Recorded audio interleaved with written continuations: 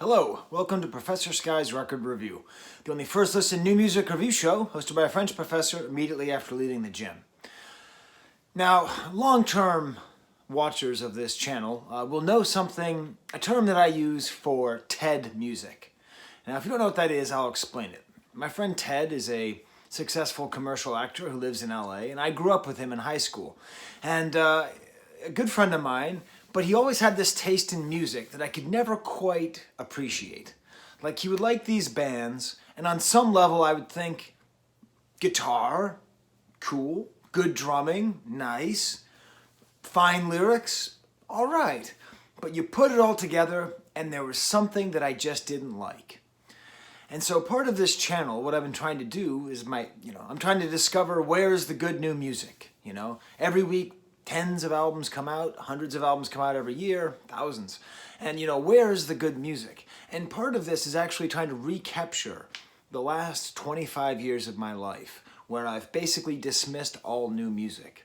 And also go back and revisit music from my friends and people who I love and trust, and revisit that music again and say, well, maybe there's something good. This paid off mightily when I reviewed Pedro the Lion, which is like one of my favorite albums of the decade, one of the best albums of the last year, just amazing. And that was the ultimate Ted music. I mean, Ted loved that band, and he would play it for me, and I wouldn't like it that much. Now, the way that most people describe Ted music is sort of what emo used to be. So before all the makeup and all the kind of posturing and hot topic denigration, emo, at least what I associated it with, was guitar-driven bands made by white, suburban, sometimes rural musicians that were like kind of rocking but whining at the same time. And just really guitar-driven, and what I found is that especially when my friend Ted would make me a mixtape, I couldn't tell one band from another. So he would put a Pedro the Lion song on, and then a Promise Ring song, and then a American Football, who I also reviewed last year, an American Football song, and I just heard it as all the same. That's because I was ignorant. So, hey, it's good to be ignorant. It's good to know when you're wrong.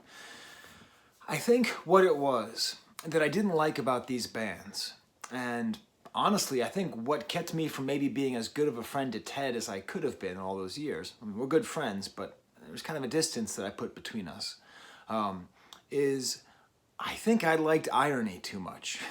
So a lot of these bands are just earnest, and I didn't respect that earnestness. And I think that's because, I was a troubled young man, and I was looking for something else, and I was looking for cool. And there's something about these bands that are just like rocking and rolling and making loud music that you can mosh to that somehow don't rock. And I'm going to get into that more soon, but that was the problem. The album that I'm reviewing, as you see from the description, is by a band called Criteria, and the name of the album is Years. And I actually got a text from Ted 3 days ago saying, hey Skye, if you want to review a new album, review this one. Now, much like he said with American Football and Pedro the Lion, he said it's not their best work. It's not that good, but hey, maybe you'll like it. Well, he was wrong about the last two. This is definitely the weakest of all of the Ted bands that I've reviewed, but I still think it's worth a listen, and it's worth a breakdown, and I'll get more into it. It's funny because the other reference that I saw to it was on Facebook, with this Facebook friend of mine who I only know because for a brief period of time, there were these brothers from Nebraska who I call the Have-Rats. It's not actually their last name, but that's what I call them because I misread their name once. And they collected the same kind of Star Wars toys that I did. And we became Facebook friends. And now they don't really collect Star Wars toys, but I'm kind of simpatico. Almost all their posts are about their upbringing and their life and life in a very devout Christian fellowship in Nebraska. And I don't know what it is, but I felt this sort of connection to them, despite the fact I've only met them once and I may never meet them again.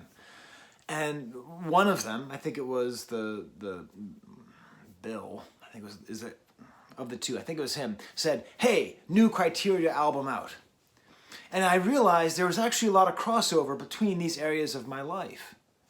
That when I think about the conversations, and they post a lot about music, these brothers, and they had a band once, is that they constantly talk about how much they love Pedro the Lion, American football, and most of all, Hum. If you don't remember Hum, Hum was a band that was a one-hit wonder in the 90s. I knew about them because my best friend liked a band that was associated with them, Honcho Overload, which is way better than Hum, but they never got big. But Hum had one hit. But the thing is, the rest of the music was great, and it really resonated with a certain subset of kids. I would say a certain subset of innocent white kids. I don't really know how to put it better than that. At the end of the video, I'll tell you the funny story about the time that I met the lead guy from Hum. I saw a concert and I met him, but I don't know his name. That gives you an idea of how much of a fan I am, which is not that much. But there's this whole sort of school of rock and roll music. It's not, I mean, it's indie, but it's not pop. It's not indie pop. It like uses distortion and the tools of heavy metal without being heavy metal. I guess we'll just call it emo. But I would say that the sort of spiritual fathers of this all have to be Hum and Smashing Pumpkins. And that's very fitting, especially for the fact that my friend Ted, his favorite band is Smashing Pumpkins, and I never forgave him. I came back from college once, and he said his favorite band was no longer Smashing Pumpkins. And I literally was as upset with him as I was when he broke up with his long-term girlfriend. It was like cats and dogs living together.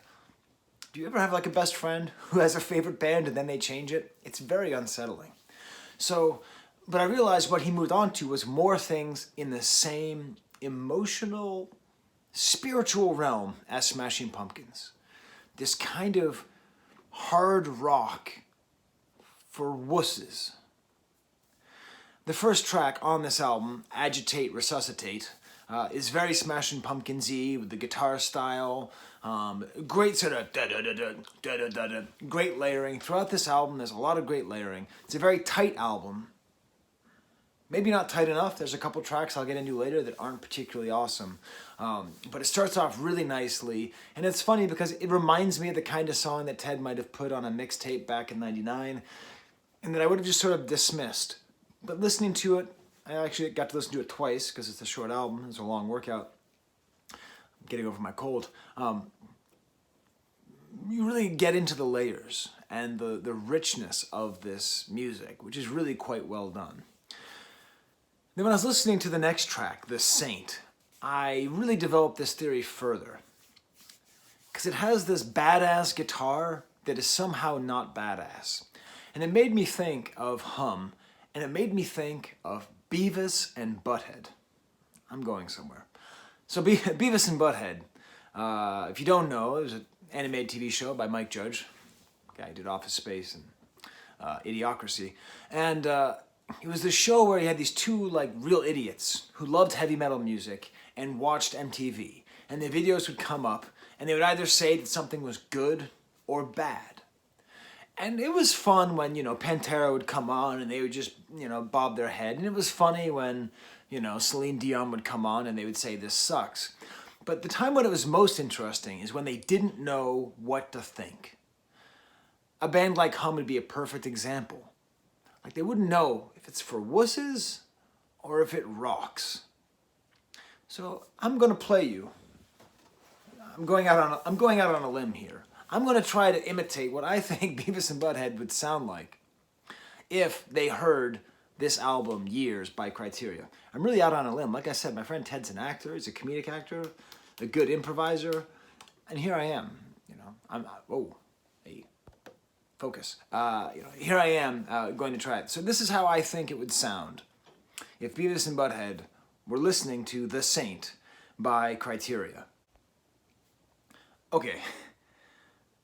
I thought that was a good idea to imitate Beavis and Butthead. It turns out that in my mind, I'm much better at imitating Beavis and Butthead than I am in reality.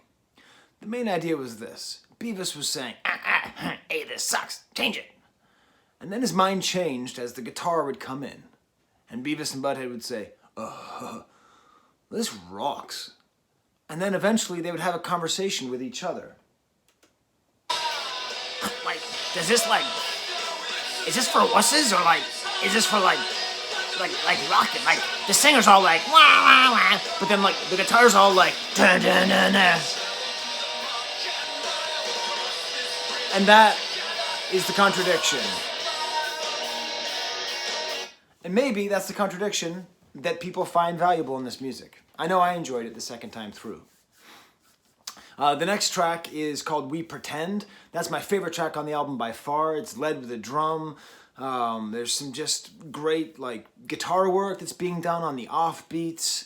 It's really well layered. If the whole album were like this, I would think it might be one of my favorite albums of the year. Unfortunately, it's not. Most of it stays just like in that same register of like really, really like hard and da-nat, not quite as nuanced as I would say We Pretend is. Really give that a shot. I would say the first song, Agitate, Resuscitate, and We Pretend have the most interesting songwriting. We Are or We Aren't is cool because it has like these like tap licks, you know, in there. And there's a lot of that on this album, a lot of great guitar work that gets put in, like little instances that come in and do something interesting. At this point, I started to think that sort of about my friend Ted and sort of about like, I'm going to make a point about this music and I don't know if it makes any sense at all. I joke around about people not wanting people to comment. I do. Does this metaphor make any sense? I think this is music for guys who are fit but don't go to the gym. These are the same people who are grown-up versions of the kids who did pretty well in gym class. Like if there was a game of, you know, kickball or whatever, they wouldn't be the last ones picked. They might even be picked ahead of some of the jocks. But somehow they hated gym class. Somehow they fit in with and spent time with the kids who got picked last. That's what this music is like. I don't know if that's just how I think of my friend Ted, and that's influencing the way I'm thinking of this music. But there's something there, I think, you know? I mean, most of these bands are led by charismatic, handsome people who are living a good, successful life. I mean, this guy did a little bit of research. This guy's a lawyer, went to law school at Duke, so, you know, but yet still have this like burning need to produce some kind of music that expresses their angst. And why not? We all need therapy. We all need outlets. It's not the same thing as, you know, the music that I was preferring, you know, Wu-Tang or whatever, or the Smiths, you know, wearing your emotions on your sleeve. But still, does that make sense? Music for fit guys who hate the gym? Do tell me in the comments. Okay. Next track is called The Rain Is Ours. That's a song about making music. They have a sort of triumphant vein where they sing a lot about like what they're doing and how triumphant they are. My friend Ted is the first person who I ever heard use the word meh to describe something. Taken from Lisa Simpson. Meh is what I would say to this song. Tightrope is where the album takes a terrible turn. This song seriously is as bad as a song I would have written in high school. I don't understand why it's so bad. It's just kind of wheedling.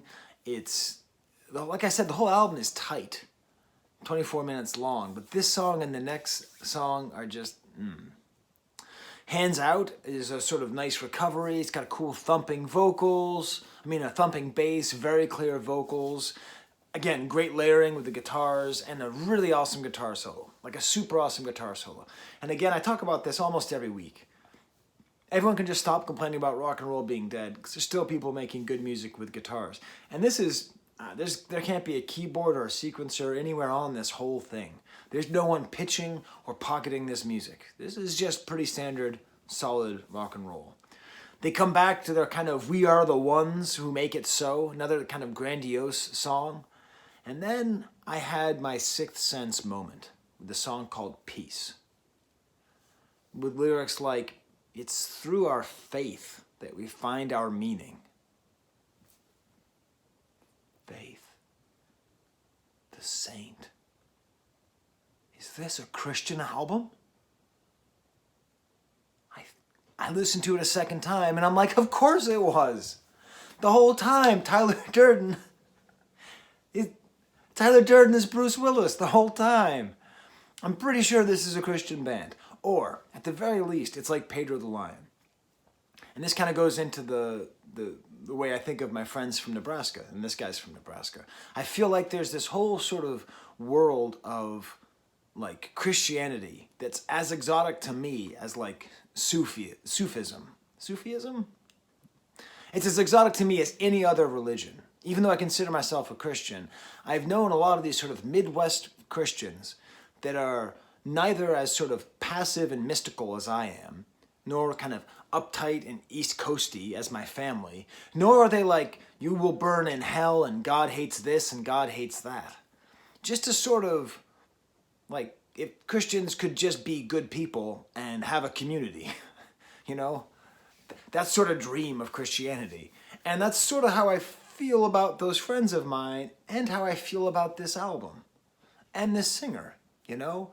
It's, you know, there's no lyrics about being bad. There's lyrics about struggling. There seems to be lyrics about like taking the hard path.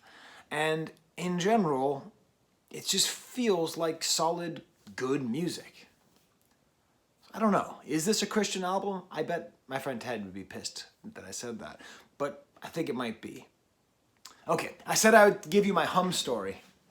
So here's my hum story. So I saw them at the Paradise in Boston, Massachusetts, probably 1996, 97 maybe. And we had to go to a phone booth to call someone's parents to come pick us up because we were not old enough to have cars. Must have been like 95 then, 96. And so we were sitting there in the phone booth, like me and 5 of my loser friends. Ted must have been there.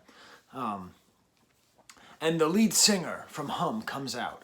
And the thing about Hum was this show was kind of sad because the lead singer just kept on chugging beer and just felt kind of like a sad sort of dude. But anyway, he comes out and my friends are all like, hey, good show, that was awesome. And for some reason, this is what came out of my mouth. Yeah, man. Hot. So that's what I say. Yeah, man. Hot. All right. Well, until next time, where I'll be reviewing something that is not this, I'm going to have to edit it together to take out my initial Beavis and Butthead take. Oh my God, that was a disaster. That was a disaster. Okay. Till next time, for Ted and the Havrats, there's the camera.